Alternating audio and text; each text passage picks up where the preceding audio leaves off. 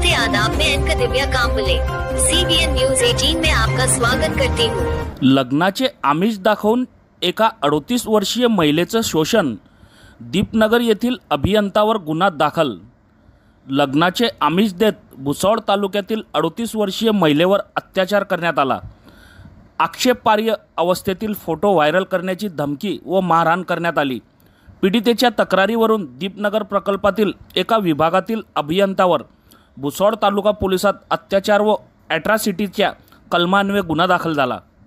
पीडितेच्या तक्रारीनुसार संशयित आरोपी हार्दिक हेमचंद्र सोनी, दीपनगर तालुका भुसावळ याने 5 डिसेंबर 2021 ते 6 जून 2024 या कालावधीत लग्न करण्याचे आमिष दाखवून वेळोवेळी अत्याचार केला। पीडितेचे आक्षेपार्ह फोटो काढून ते व्हायरल करण्याची धमकी दिली।